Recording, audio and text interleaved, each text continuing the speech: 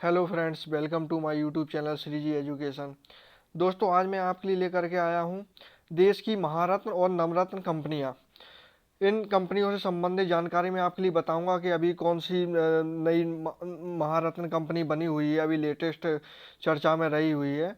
तो लगभग सभी एग्जामों की दृष्टिकोण से यह टॉपिक बहुत ही महत्वपूर्ण साबित होने वाला है। तो आइए शुरू करते हैं। दोस्तों, महारत्न कंपनियां क्या है, इनके बारे में हम पहले देखेंगे। पहले कौन सी ये जो महारत्न कंपनी है वो जुड़ी हुई है यहाँ पे। दोस्तों, विद्युत क्षेत्र के लिए देश की आधारिक संरचना की सबसे बड़ी वित्त कंपनी कौन सी? Power finance corporation. दोस्तों, नाम याद रखना अच्छे से। पहले यह कंपनी नवरत्न कंपनी हुआ करती थी, अब यह क्या बन गई है? महारत्न कंपनी। पावर फाइनेंस कॉरपोरेशन को महारत्न कंपनी का दर्जा सरकार ने अक्टूबर 2021 में प्रदान किया है। अभी करंट का ही क्वेश्चन है यह, और एग्जामों में काफ़ी अच्छी मात्रा में पूछा जा रहा है और जा सकता है आगे भी। ठीक है, तो अक्टूबर 2021 में इसे जो है महारत्न कंपनी का दर्जा प्रदान किया गया। पीएफसी, ठीक है, पावर फाइनेंस कॉरपोरेशन। और जानकारी लेते हैं इससे संबंधित। इससे पहले जो पीएफसी है, मैंने आपके लिए जैसा कि अभी बताया, यह क्या थी? एक नवरत्न कंपनी थी। क्या थी दोस्तों? नवरत्न कंपनी थी। और वर्तमान में अब यह क्या बन गई है? महारत्न। नवरत्न छोटी होती है, उससे बड़ी होती है महारत्न। नेक्स्ट देखते हैं। किसी कंपनी के साथ संयुक्त उपक्रम स्थापित करने के मामलों में 5,000 करोड़, दोस्तों डाटा याद रखना, 5,000 करोड़ तक के निवेश के फैसले यह स्वयं अपने ही स्तर पर कर सकेगी, जबकि नवरत्न कंपनियों के लिए यह सीमा 1,000 करोड़ की है। दोस्तों, या यूं कह लें कि जो कोई महारत्न कंपनी जो भी होती है, वह 500 करोड़ तक का कोई निवेश करना हो तो वह इसका फैसला स्वयं लेती है, जबकि नवरत्न कोई कंपनी है तो वह 1,000 करोड़ तक का ही जो है निवेश के फैसले ले पाती है। इससे ज़्यादा के वो फैसले नहीं ले सकती है। ठीक है, उसकी अथॉरिटी में नहीं है। चलिए नेक्स्ट पॉइंट देखते हैं। नेक्स्ट पॉइंट है, पावर फाइनेंस कॉरपोरेशन जो पीएफसी है को महारत्न दर्जा प्राप्त हो जाने से महारत्न कंपनियों की संख्या कितनी हो गई है दोस्तों? 11। मोस्ट इंपोर्टेंट दोस्तों, डाटा याद रखना अच्छे से। कितनी हो गई है महारत्न की? 11। वहीं जो नवरत्न कंपनी थी, क्योंकि 14 थी पहले, तो इसमें से एक जो है पीएफसी जो है पावर फाइनेंस कॉरपोरेशन, क्या महारत्न बन गई। तो अब क्या हो गई इनकी संख्या? 13। तो जो महारत्न कंपनियां उनकी संख्या 11 हो गई है, और नवरत्न कंपनियों की 14 से घटकर 13 हो गई है। ठीक है, मिनी रत्न भी याद रखना। मिनी रत्न कंपनियों की संख्या भारत में 73 है। कौन सी? मिनी रत्न। मिनी रत्न।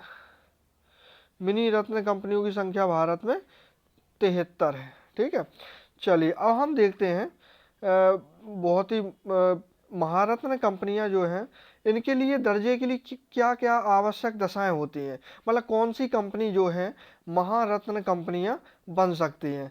तो आइए एक एक करके हम जानते हैं। सबसे पहला क्या होता है, संबंधित कंपनी, जो भी कंपनी है वह नवरत्न कंपनी का दर्जा पहले से प्राप्त होना चाहिए। ऐसा नहीं है कि कोई सी भी कंपनी आई और महारत्न उसके लिए बना देंगे, उसे पहले नवरत्न कंपनी होना अनिवार्य है।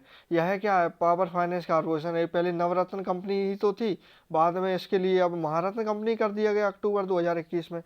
और दूसरा पॉइंट क्या आता है? सेबी। सेबी का फुल फॉर्म क्या है? SEBI, security exchange board of India. दोस्तों, फुल फॉर्म एग्जाम में पूछ लिया जाता है, अच्छे से याद रखना। भारतीय प्रतिभूति और विनिमय बोर्ड। तो सेबी के वांछित दिशा निर्देशों के अनुरूप इसे भारतीय स्टॉक एक्सचेंज में पंजीकृत होना चाहिए। यानी कि जो भी सेबी की शर्तें हैं, उन शर्तों के अनुसार इसका कहाँ पर पंजीकरण होना चाहिए? भारतीय स्टॉक एक्सचेंज में। जैसे हम लोग एग्जाम देते हैं एसआईएमपी, पीएससी और भी कई, तो हमारा कहाँ पे जो लोक सेवा होता है ना, लोक सेवा पोर्टल, वहाँ पर एमपी रोजगार में हमारा जैसे एमपी हो, कोई जिसका यूपी हो, जो भी स्टेट हो जिसका, तो वहाँ पर क्या उसका पंजीकरण होना चाहिए। इसी तरीके से इसका क्या है? भारतीय स्टॉक एक्सचेंज में पंजीकरण होना चाहिए कि इसका महारत्न कंपनी का। दोस्तों, अब यहाँ पर थोड़ी सेबी की बात आई है, तो जानते हैं क्या है इसकी स्थापना। देखते हैं तो 12 अप्रैल 1988 में इसकी स्थापना हुई थी। डेट अच्छे से याद रखना। 12 अप्रैल 1988 में स्थापना हुई थी। अधिनियम कौन सा था? एमपीपीएससी में अधिनियम कुछ ज़्यादा ही पूछे जाने लगे हैं, तो अच्छे से याद रख लेना। अधिनियम 1992 के तहत इसकी स्थापना हुई थी। और इसको मान्यता कब मिली थी? वहाँ पे एग्जाम हॉल में थोड़े शब्दों पर आप लोग ध्यान दीजिएगा कि मान्यता की बात हो रही है या स्थापना की। तो मान्यता 30 जनवरी 1992 को प्राप्त हुई थी, जबकि स्थापना 12 अप्रैल 1988 को हो गई थी। इसके वर्तमान अध्यक्ष कौन है? ये भी इंपॉर्टेंट है। अजय त्यागी जो है सेबी की वर्तमान में अध्यक्ष हैं। मुख्यालय भी पूछा जाता है, मुख्यालय कहाँ है? मुंबई महाराष्ट्र में है, तो अच्छे से याद रखना आप। चलिए, तीसरी शर्त जो आती है दोस्तों इसमें, विगत 3 वर्षों में कंपनी का औसत सालाना टर्नओवर 25,000 करोड़ से अधिक होना चाहिए। कितना? 25,000 करोड़ से सालाना टर्नओवर होना चाहिए। और चौथी शर्त क्या है? विगत 3 वर्षों में, या कह लें पिछले 3 वर्षों में, कंपनी का जो औसत नेटवर्थ है वो कितना? 15,000 करोड़ से अधिक होना चाहिए। टर्नओवर कितना बोल रहा है? 25,000 करोड़। नेटवर्थ कितना बोल रहा है? 15,000 करोड़। और जो शुद्ध लाभ है कंपनी का 3 वर्षों में, वह 5,000 करोड़ से अधिक होना चाहिए। 25, 15, 5। ठीक है, तो अच्छे से याद रखना ये डाटा, क्योंकि ये जो पीएससी और यूपीएससी में क्या है, मेंस में भी लिखने के लिए काम में आ जाता है ये। तो डाटा आपके लिए याद होगा तो आप अच्छे से वहाँ पे ये पूछ लेंगे मेंस में, महारत्न कंपनी को दर्जे के लिए आवश्यक दशाएं बताइए। 5-6 नंबर में जो भी है पूछ लिया जाए। चलिए, नेक्स्ट पॉइंट देखते हैं, छठवा जो है, स्वदेशी एवं अंतर्राष्ट्रीय बाजार में कंपनी की समुचित पहुंच होना चाहिए। यानी कि एक थोड़ा रुतबा जिसके लिए कहें, तो उसकी पहुंच अच्छी खासी होना चाहिए, मतलब देशी और इंटरनेशनल मार्केट में। ठीक है दोस्तों, चलिए नेक्स्ट पॉइंट पर हम आते हैं। देश में महारत्न कंपनियों की बात करें तो कौन कौन सी हैं, आइए देखते हैं। सबसे पहले आती है भारतीय इस्पात प्राधिकरण, स्टील अथॉरिटी इंडिया लिमिटेड, यह पहली हो गई। दूसरी कौन सी? भारतीय तेल निगम, आईओसी। दोस्तों एक चीज़ हमेशा याद रखना, जितनी भी ये जो पूरी जो 11 महारत्न कंपनियां हैं और जो 13 नवरत्न कंपनियां हैं, उनके लिए आपको थोड़ा याद करना पड़ेगा कैसे भी, क्योंकि क्या है एग्जाम में पूछ लिया जाता है कौन सी महारत्न कंपनी है निम्नलिखित ऑप्शनों में से, या कौन सी नहीं है, या कौन सी नवरत्न कंपनी है या कौन सी नहीं है। ठीक है, तो इस तरीके से क्वेश्चन पूछे जाते रहे हैं और पूछे जाते रहेंगे। तो आप अच्छे से, क्योंकि कंफ्यूजन जहां होता है वहीं से क्वेश्चन आते हैं, और ये काफ़ी कंफ्यूजिंग होता है और याद करने में काफ़ी समस्या होती है। लेकिन आप 1-2 बार देखेंगे ना, तो आपके लिए ये चीज़ें आसानी से याद होने लगेंगी। तीसरी कौन सी है? Coal India Limited Maharatna company है। GAIL GAIL India Limited Maharatna company. Power Grid Corporation of India, PGCIL, Maharatna company है। Hindustan Petroleum Corporation Limited, HPCL, Maharatna company है। तेल एवं प्राकृतिक गैस निगम, ओएनजीसी, महारत्न कंपनी है। राष्ट्रीय ताप विद्युत निगम, एनटीपीसी, महारत्न कंपनी है। Bharat Heavy Electricals Limited, Maharatna company है। और Bharat Petroleum Corporation Limited, BPCL, Maharatna company है। और पावर फाइनेंस कॉरपोरेशन जो अभी हाल में ही जुड़ी है, जो पहले नवरत्न कंपनी थी, यह अब महारत्न कंपनी बन चुकी है। ठीक है, तो ये हो गई महारत्न कंपनी। आइए हम आगे देखते हैं कुछ देश की नवरत्न कंपनियों को। नवरत्न कंपनियों की संख्या दोस्तों कितनी है? 13 है।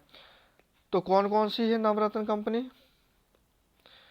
पहली अगर कहीं हम नवरत्न कंपनी की बात करें, देखिए अक्टूबर 2021 तक की स्थिति में ये महारत्न कंपनी भी थी और यह अब नवरत्न कंपनियां भी 13 हो गई हैं। पहले यह 14 थी, लेकिन वर्तमान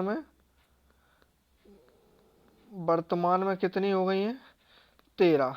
ठीक है, तो डाटा अच्छे से याद रखना, अब 14 नहीं रही, क्योंकि एक वो उधर महारत्न में पहुंच गई है। तो पहली आती है कौन सी? ग्रामीण विद्युतीकरण लिमिटेड निगम limited, REC. NALCO National Aluminium Company. ठीक है, Mahanagar Telephone Nigam Limited, MTNL.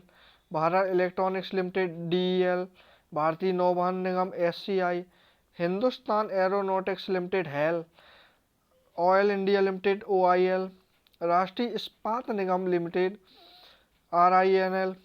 राष्ट्रीय खनिज विकास निगम, एनएमडीसी। ठीक है, और आगे बात करेंगे हम Neyveli lignite limited NLL, national building construction corporation limited NBCCL, engineering limited India limited EIL, और आखिरी कौन सी, container corporation of India CONCOR, Concor. ठीक है, यह कौन सी हैं दोस्तों, सब 13 की 13 नवरत्न कंपनियां हैं। अगर मिनी रत्न की बात करें तो मिनी रत्न कितनी है, इनकी संख्या 73 है। दोस्तों बहुत ही महत्वपूर्ण लेक्चर है यह, और आप अच्छे से एक दो बार इनके लिए देख लीजिएगा तो आपको याद हो जाएंगे यह कौन कौन से हैं, क्योंकि एग्जाम में डायरेक्ट क्वेश्चन यहाँ से बनता है। दोस्तों अब आपके लिए यार कहीं वीडियो अच्छा लगा हो तो प्लीज़ लाइक कीजिए, चैनल प्लीज़ सब्सक्राइब कीजिए, साथ ही बेल आइकन के लिए भी दबाइए, ताकि जब मैं अगला वीडियो आपके सामने लेकर के आऊँ तो उसका नोटिफिकेशन आपके पास में शीघ्रता से पहुंच सके। बहुत बहुत धन्यवाद दोस्तों, मिलते हैं फिर अगले नेक्स्ट वीडियो के साथ जल्द ही, तब तक के लिए नमस्कार।